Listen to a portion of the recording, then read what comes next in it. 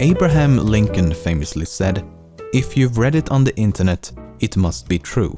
A quote that most YouTube list channels seem to have taken to heart. But it is often difficult to know if the things that you read and view online are true or not, which makes it especially difficult for me as it's part of my job description. The last thing I want is to be the source of misinformation. So in today's video, I'd like to demonstrate how truly difficult it can be and how a single inaccurate citation can lead to an ocean of misinformation. Okay, so a few weeks ago, I stumbled upon a supposed fact. It goes like this. The average person annually swallows 8 spiders in their sleep. I've seen variations of this claim many times before, and it's quite easily dismissible. For example, most household spiders are not exactly fond of wet and windy regions, which is a perfect description of the human mouth. Furthermore, spiders are very sensitive to vibrations, and while asleep we tend to move around, breathe, snore, etc., which causes the spider equivalent of an earthquake. A human quake? Nevertheless, experts in both human and spider biology can attest to why spider munching in our sleep is highly improbable. But it did make me wonder, if the claim is so easily dismissible, how did it begin? And holy community guidelines, did I discover a rabbit hole deeper than your favorite inspirational quote.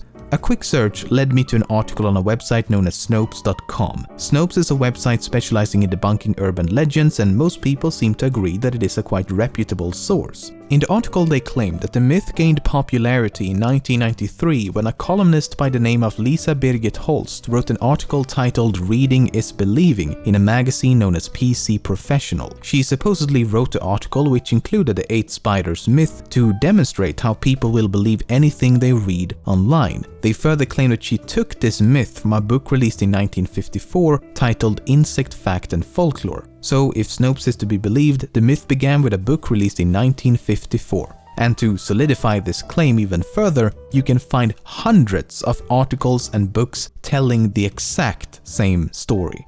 Simple enough, quite an interesting piece of trivia, case closed. If it wasn't for the fact that I bought the book, and it does not include any mention of swallowing spiders in your sleep. In fact, it would be a bit strange if it did, as spiders are not insects, they are arthropods, which is, a bit ironically, the only thing you will learn about spiders while reading this book. So I went back to Snopes' article and went through the rest of their citations. 2 are unrelated to the origins of the myth. Then they cite an article in a 1997 issue of the newspaper Chicago Sun-Times. I was able to read the article thanks to some incredibly kind people over at the Chicago subreddit who provided me with a copy. Unfortunately, it does not shed any light on the origins of the myth, as the article only consists of a reader asking if this urban legend is true or not, followed by an entomologist claiming that it is unlikely. That leaves us with citation number 3. And this, my friends, is where we go off the deep end. A quick search reveals that I'm not the first to investigate this source, as most of the top results are that of other people looking for the exact same thing. As it turns out, no one has been able to find a columnist by the name of 𝐦𝐨𝐫𝐞𝐽, nor has anyone been able to locate a computer magazine by the title of PC Professional. At least not in the United States. So perhaps the magazine was published in another country. The name 𝐦𝐨𝐫𝐞𝐽 does sound quite European, and sure enough, the given middle and surname is of European origins. Using various online archives, catalogs, and indexes, I was able to locate 5 different magazines with either a similar title or with the exact same title published in a language other than English. There's a magazine from the UK with the title PC Pro, but the first issue was first published in November of 1994. I also found a magazine with the exact title of PC Professional, but it was unfortunately written in an unsophisticated and intelligible language known as Danish. The first issue was also published in 1997.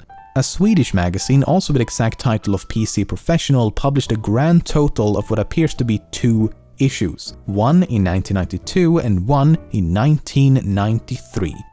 The thing is, if we're searching for an article responsible for a widespread global misconception, I fail to see how an obscure and short-lived magazine from Sweden with a readership of a few 1,000 at most could possibly have served as the catalyst, not to speak of the tremendous improbability of this local magazine then ending up in the hands of an American couple who happens to run a website specializing in debunking urban legends, who then also translated the magazine from Swedish to English, yet failed to mention any of this in the very article they wrote about the topic. So let's put it in the maybe pile for now. The last two publications, one from Italy and one from Germany, seem to be the most likely candidates. Both magazines are titled PC Professional in their respective language, had a readership in the hundreds of thousands, and has released monthly issues since 1991. At this point, there was no doubt in my mind that the German magazine must contain the article for two main reasons. First, the surname Holst is Danish and German in origin, and thus a really common surname in Germany to this very day. As a comparison, I was only able to track down a single person in all of Italy with the surname Holst. Second, the magazine is the official German version of PC Magazine, which is one of the most popular PC-oriented magazines in the United States. In fact, PC Mag has mentioned its German sister publication on numerous occasions. This had to be it. And if I wanted to know the truth, there was only one thing left for me to do. I packed my bags, jumped on a plane, and traveled to Germany.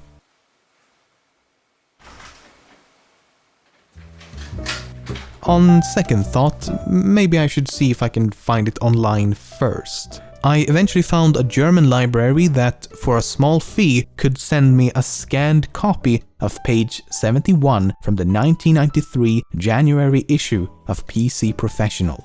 And here it is. Unfortunately, the library who provided me with this scanned copy had some serious copyright restrictions, so I hired a translator to replace the German text with English and then recreated the page in Photoshop. But it doesn't matter, because it does not contain anything even remotely relevant to this mystery. No Lisa Holst, no spidery misconceptions, no nothing.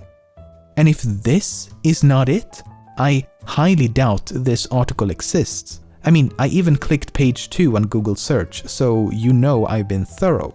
After pacing back and forth and questioning my own sanity for the better part of the week, I began to wonder if Snopes had, for whatever reason, intentionally provided incorrect information. I then quickly found a Reddit post demonstrating how the name Lisa Birgit Holst is an anagram for "This is a big troll." Unless we are to believe that this perfect anagram is just a random coincidence, it would mean that Snopes has written a meta-article about a made-up columnist who once wrote a made-up article about people's willingness to accept false claims as the truth, in order to expose people's willingness to accept false claims as the truth.